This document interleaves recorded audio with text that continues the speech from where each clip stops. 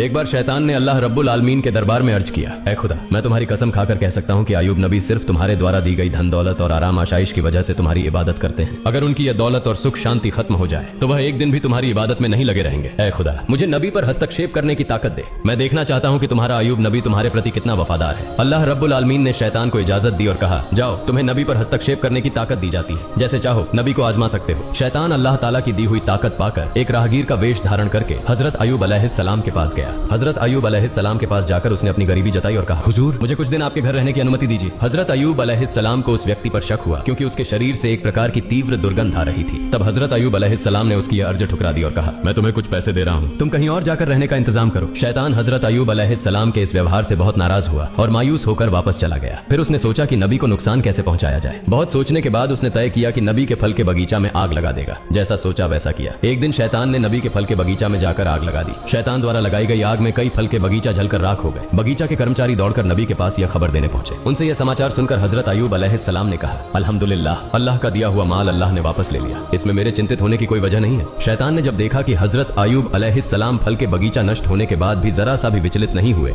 तो उसके दिल में जलन बढ़ गई। फिर उसने दोबारा सोचना शुरू किया कि नबी को और किस तरह से नुकसान पहुंचाया जाए। अगले दिन शैतान नबी के अस्तबल में गया और वहां आग लगा दी। आग तूफान की तरह फैल गई जिससे सारे जानवर जलकर मर गए और कुछ गडेरिये भी आग में झुलस कर मर गए। बाकी गडेरिये यह खबर तुरंत नबी के पास लेकर पहुंचे। यह खबर सुनकर हजरत अयूब अलैहिस्सलाम ने नमाज की नियत की और कहा, अल्लाह का दिया हुआ माल अल्लाह ने वापस ले लिया, इसमें मुझे विचलित होने की कोई जरूरत नहीं है। शैतान ने जब देखा कि इतनी बड़ी घटना के बाद भी नबी जरा भी परेशान नहीं हुए तो उसके दिल में और ज्यादा जलन पैदा हुई। अब उसने नबी को और बड़ा नुकसान पहुंचाने का इरादा किया। हजरत अयूब अलैहिस्सलाम के 12 बच्चे थे जो हर दिन एक शिक्षक से शिक्षा लेने के लिए मदरसे जाया करते थे। एक दिन सुबह हमेशा की तरह हजरत अयूब अलैहिस्सलाम के 12 बच्चे शिक्षक के पास पढ़ने गए। उसी समय शिक्षक किसी काम से मदरसे से बाहर गए और शैतान ने इस मौके का फायदा उठाकर मदरसे की छत गिरा दी। छत गिरने से हजरत अयूब अलैहिस्सलाम के 12 बच्चे मलबे के नीचे दबकर मर गए। मदरस के शिक्षक डरते डरते हजरत अयूब अलैहिस्सलाम के पास आए और कहा, ऐ अल्लाह के नबी, मैं किसी काम से बाहर गया था, इसी बीच इमारत की छत गिर गई और आपके 12 बच्चे उसमें दबकर चल बसे। यह सुनकर हजरत अयूब अलैहिस्सलाम ने कहा, सुभान अल्लाह, अल्हम्दुलिल्लाह, ला इलाहा इल्लल्लाह, अल्लाहु अकबर, अल्लाह का दिया हुआ माल अल्लाह ने वापस ले लिया, इसमें मुझे विचलित होने की कोई जरूरत नहीं है। शैतान ने जब देखा कि बच्चों की मौत के बाद भी हजरत अयूब अलैहिस्सलाम की ईमानदारी और अल्लाह पर विश्वास में कोई कमी नहीं आई तो वह जल भुनकर राख हो गया। अब वह और बड़ी हानि पहुंचाने की सोचने लगा। इसी दौरान हजरत अयूब अलैहिस्सलाम के दुश्मन नबी की इस कठिन परीक्षा को देखकर बेहद खुश हो रहे थे।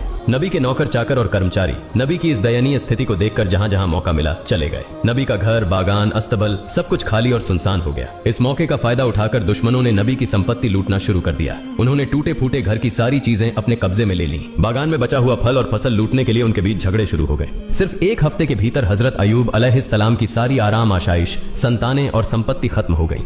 हजरत अयूब अलैहिस्सलाम की 4 पत्नियां थीं।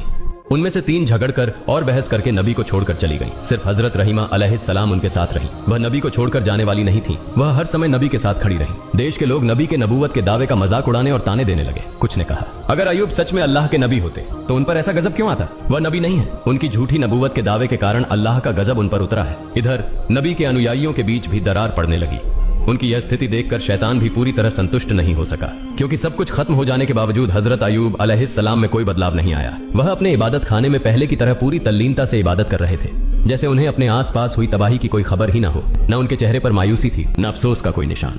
नबी के इबादत खाने के पास से गुजरने वाले लोग उन्हें ताने देते हुए कहने लगे, ए अयूब, तुम नबूवत का दावा करके बर्बाद हो गए। तुम्हारे लिए नबूवत का दावा छोड़ देना ज्यादा बेहतर होता। हम न नबी हैं न गजब का शिकार हुए हैं। लोग और भी कई तरह की ताने और अपमानजनक बातें नबी के खिलाफ कहते रहे, लेकिन हजरत अयूब अलैहिस्सलाम ने इन बातों पर कोई ध्यान नहीं दिया। उन्होंने लोगों के साथ मेलजोल पूरी तरह से खत्म कर दिया और इबादत में डूबे रहे। यह सब देखकर शैतान और ज्यादा बेचैन हो गया। वह और साजिशें रचने के बारे में सोचने लगा। शैतान यह सोचने लगा कि नबी को और अधिक गंभीर नुकसान कैसे पहुंचाया जा सकता है। बहुत सोचने के बाद उसने एक साजिश रची। अपनी योजना के अनुसार वह नबी से मिलने की इच्छा जताकर उनके पास पहुंचा। नबी से मिलते हुए उसने कहा, हुजूर, मैं आपका एक भक्त हूँ, मुझे आपसे कुछ अर्ज करनी है। इस बहाने वह नबी से बात करता रहा और फिर अपना मुंह उनके कान के पास ले जाकर दोनों कानों में फूंक मारकर वहां से चला गया। अगले दिन नबी के शरीर पर फफोलों जैसे फोड़े निकल आए। उनका शरीर दर्द से भर गया और वे बहुत बीमार हो गए। उनकी इबादत में थोड़ी रुकावट आने लगी। हजरत रहीमा अलैहिस्सलाम ने उनकी देखभाल शुरू कर दी। धीरे धीरे वे फोड़े बड़े होकर घाव बन गए। लंबे समय तक इसी स्थिति में रहने के बाद नबी के शरीर में कीड़े पैदा हो गए। कुछ दिनों के बाद इन कीड़ों की संख्या बढ़ने लगी। ये कीड़े नबी के शरीर का मांस और खून खाने लगे।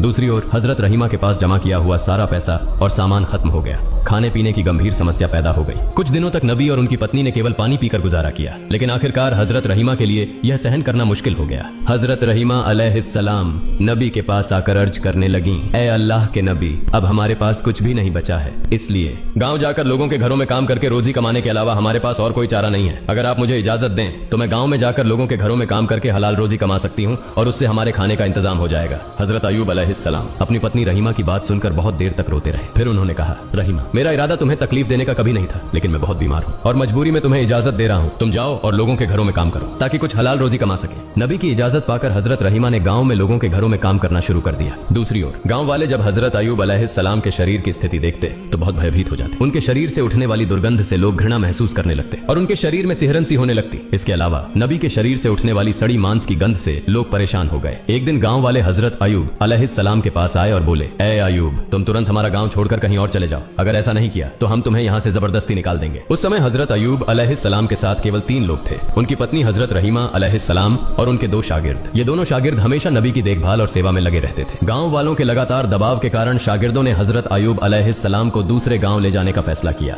कई घंटे तक सफर करने के बाद वे एक और गांव पहुंचे, लेकिन उस गांव के लोग भी नबी की हालत देखकर घबरा गए और बोले, तुम इसे तुरंत यहाँ से लेकर चले जाओ, नहीं तो हम तुम्हें मारकर यहाँ से भगा देंगे। इस तरह शागिर्दों ने हजरत अयूब अलैहिस्सलाम को 7 अलग अलग गांवों में घुमाया, लेकिन कोई भी गांव उन्हें आश्रय देने को तैयार नहीं हुआ। आखिरकार शागिर्द परेशान हो गए। वे नबी को रास्ते के किनारे कचरा और गंदगी डालने की जगह पर एक पेड़ की छाया के नीचे छोड़कर चले गए। जाने से पहले वे आपस में बातें करने लगे। हजरत अयूब अलैहिस्सलाम अल्लाह के नबी होने के बावजूद इस तरह की मुसीबत में क्यों फंसे? एक शागिर्द ने जवाब दिया, शायद उन्होंने अल्लाह ताला की मर्जी के खिलाफ कुछ किया होगा, नहीं तो ऐसी हालत क्यों होती। दूसरे ने पहले की बात का समर्थन करते हुए कहा, जब नबी अल्लाह के दिए कामों से भटक गए हैं तो अब उनके साथ रहने से हमें कोई फायदा नहीं, चलो हम यहाँ से चले जाते हैं। दोनों इस बात पर सहमत हुए और हजरत अयूब अलैहिस्सलाम को पेड़ के नीचे छोड़कर चले गए। हजरत रहीमा अलैहिस्सलाम हजरत अयूब अलैहिस्सलाम को छोड़कर जाने वाली महिलाओं में से नहीं थी। वे हमेशा नबी की सेवा में व्यस्त रहती थीं। दिन के कुछ समय में वह लोगों के घरों में नौकरानी का काम करती और जो थोड़ा बहुत कमा पाती उससे अपने पति के लिए दवा और भोजन का इंतजाम करती थीं। इस तरह समय बीतता रहा। हजरत अयूब अलैहिस्सलाम के शरीर से कभी कुछ कीड़े मर जाते तो कभी नए कीड़े पैदा हो जाते। उनके शरीर पर कीड़ों की संख्या लगातार बढ़ती ही जा रही थी।